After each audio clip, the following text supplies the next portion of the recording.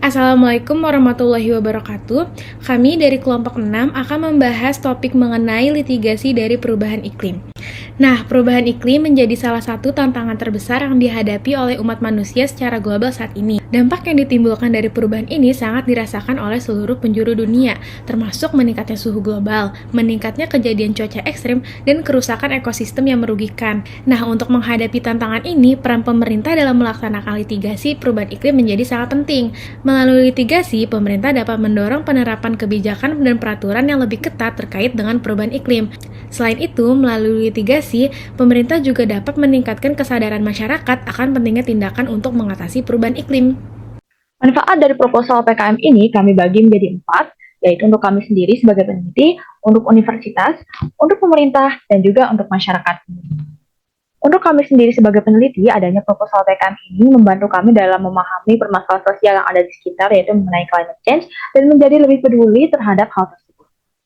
Untuk universitas, adanya PKM riset ini bermanfaat untuk menambah materi pembelajaran mengenai litigasi climate change. Untuk pemerintah, hasil PKM yang kami dapatkan dapat menjadi sumber kajian dalam litigasi climate change. Dan bagi masyarakat umum, bermanfaat untuk meningkatkan kesadaran bersama mengenai permasalahan climate change yang terjadi pada bumi kita. Perubahan iklim global telah memberikan dampak yang signifikan, diantaranya adalah banyak terjadinya bencana seperti kebakaran hutan, kekeringan, kenaikan permukaan air laut, banjir, dan masih banyak bencana lainnya. Dampak-dampak ini kemudian memberikan efek domino yang dampaknya kemudian akan merembet ke permasalahan-permasalahan lainnya yang lebih kompleks, diantaranya dalam bidang kesehatan, pendidikan, ekonomi, kesejahteraan, hingga keamanan negara. Selanjutnya, ada litigasi perubahan iklim yang merujuk pada penggunaan upaya hukum atau jalur pengadilan untuk menangani isu-isu yang berkaitan dengan perubahan iklim. Urgensinya sangat penting dalam konteks perlindungan lingkungan dan keberlanjutan kehidupan di dunia ini. Dengan adanya kepastian dan perlindungan hukum terhadap lingkungan, masyarakat atau individu dapat mendesak pemerintah, perusahaan, instansi, kelompok, maupun pihak tertentu untuk beraktivitas dengan lebih ramah lingkungan dan menerapkan sistem berkelanjutan dalam mengurangi emisi gas rumah kaca, melindungi ekosistem yang rentan, dan menjaga regenerasi bumi.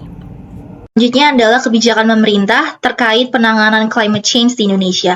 Jadi menurut analisis Kementerian Hukum dan Hak Asasi Manusia Republik Indonesia, penting banget adanya revitalisasi perundang-undangan khususnya mengenai upaya strategis dampak perubahan iklim di Indonesia. Nah, untuk penanganannya perubahan iklim yang berdampak di Indonesia ini membutuhkan konsep yang holistik dan juga koordinasi yang baik. Penanganan perubahan iklim di Indonesia dapat melalui beberapa program upaya adaptasi dan juga upaya mitigasi. Karena program upaya mitigasi tidak akan berjalan apabila percepatan perubahan iklim melebihi kemampuan beradaptasi. Nah, Agenda Nasional tentang Perubahan Iklim ini tertulis dalam dokumen Rencana Aksi Nasional dalam Menghadapi Perubahan Iklim atau yang bisa disebut dokumen RAN-PI. Nah, di dalam dokumen ini dituliskan beberapa pendekatan yaitu meninjau kembali dan menyesuaikan inisiatif atau program yang ada sehingga menjadi tahan atau resilience terhadap perubahan iklim. Lalu ada memilih opsi no regrets atau tanpa penyesalan, yaitu pengambilan tindakan adaptasi meski misalnya perubahan iklim tidak terjadi, sehingga manfaat yang diperoleh selain dapat mengurangi kerentanan terhadap perubahan iklim, sekaligus mendatangkan manfaat bagi pembangunan nasional. Nah, sayang sekali di dalam dokumen RAN-PI ini tidak dijelaskan lebih dalam mengenai revitalisasi perundang-undangan, padahal revitalisasi perundang-undangan menurut Kemenkumham ini sangat penting untuk perubahan iklim di Indonesia.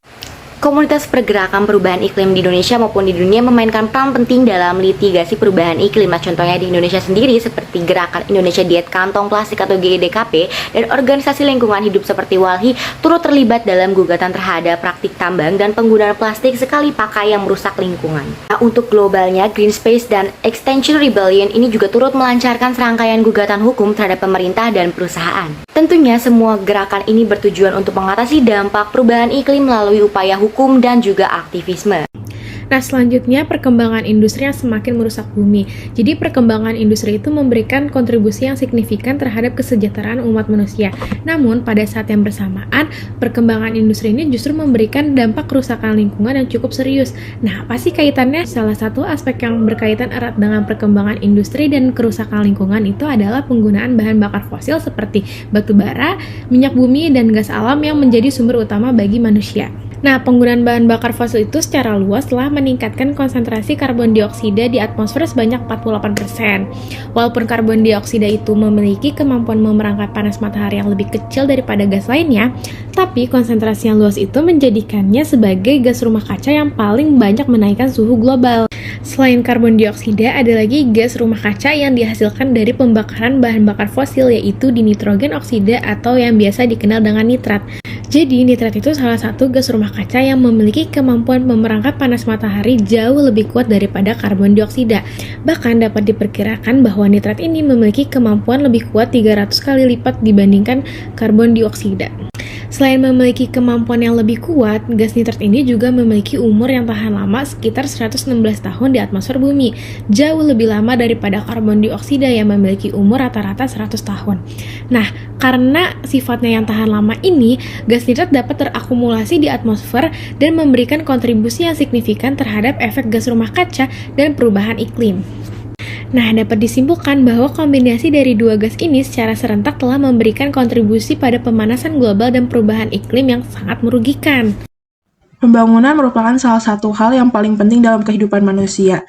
Namun dalam hal pembangunan, seseorang harus membuat perencanaan yang memiliki dampak negatif yang minim untuk menghasilkan keuntungan yang sebesar-besarnya bagi semua pihak.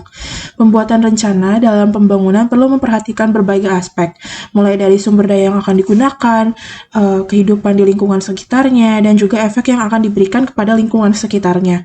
Penetapan pembangunan berkelanjutan yang ramah lingkungan sebagai sebuah tujuan merupakan hal yang sangat penting, namun hal ini bisa dibilang sulit untuk diterapkan. Adapun beberapa upaya yang dapat dilakukan untuk menstabilkan adanya pembangunan dan menjaga lingkungan. Di antaranya yaitu yang pertama, menghentikan deforestasi dan menerapkan praktik berkelanjutan untuk mengelola tanah yang subur. Yang kedua, menerapkan reduce, reuse, recycle, dan replant. Yang ketiga, melakukan reboisasi yang seimbang dengan adanya pembangunan, dan yang terakhir yaitu bioremediasi, yaitu membersihkan limbah yang akan dibuang sehingga tidak menimbulkan dampak buruk bagi lingkungan dan juga kesehatan. Nah, di sini kami mengambil contoh kasus konversi hutan dan lahan di Kalimantan untuk industri ekstraksi dalam mitigasi climate change. Nah, terdapat dilema antara pengembangan industri dan bertanggung jawab terhadap lingkungan. Poin penting yang perlu diperhatikan ialah dampak negatif konversi tersebut terhadap emisi gas rumah kaca dan juga kerusakan lingkungan. Namun di sisi lain, sektor industri ekstraksi juga memberikan manfaat ekonomi seperti menciptakan lapangan kerja dan pendapatan bagi masyarakat setempat. Nah, untuk menghadapi dilema ini, terdapat beberapa langkah konkret yang perlu diambil, meliputi pengelolaan hutan dan restorasi lahan yang telah dikonversi, diversifikasi ekonomi ke sektor yang berkelanjutan, penerapan regulasi ketat dan pengawasan yang efektif, melibatkan pihak terkait dalam pengambilan keputusan, mendorong inovasi teknologi hijau, serta mendorong kebijakan pemerintah yang mendukung industri yang bertanggung jawab secara lingkungan. Dalam menganalisis situasi ini penting untuk menggunakan sumber daya yang dapat dipercaya dan juga menjaga keseimbangan antara pengembangan industri dan keberlanjutan lingkungan. Nah, dengan mengutamakan kepentingan jangka panjang bumi dan juga kesejahteraan masyarakat. Berdasarkan laporan hasil riset kami, diperlukan pendekatan yang seimbang yang memungkinkan pengembangan industri yang berkelanjutan. Kita tidak boleh memandang pengembangan industri dan pelestarian bumi sebagai pilihan yang saling terpisah dan eksklusif. Hanya dengan menggabungkan upaya ini, disertai dengan regulasi yang ketat dan tindakan kolektif, dapat membantu mencapai pertumbuhan ekonomi yang berkelanjutan, peningkatan kualitas hidup, dan lingkungan yang tetap terjaga bahkan lebih baik untuk generasi mendatang. Seluruh kalangan pembaca perlu mengambil langkah lebih bijak dalam menjaga keseimbangan perkembangan industri dan teknologi serta keberlanjutan lingkungan. Masyarakat sebaiknya lebih peduli terhadap tindakannya sehari-hari, seperti penggunaan sampah plastik dan lain-lain. Perusahaan juga diharapkan untuk bisa bertanggung jawab dalam mengembangkan industri usahanya tanpa merusak lingkungan. Terakhir, pemerintah dan jajaran pemangku kepentingan lainnya harus mampu menegakkan peraturan dan sanksi yang jelas dan tegas terhadap pelanggaran dalam menjaga kesinambungan lingkungan dan pengembangan industri untuk keberlanjutan alam.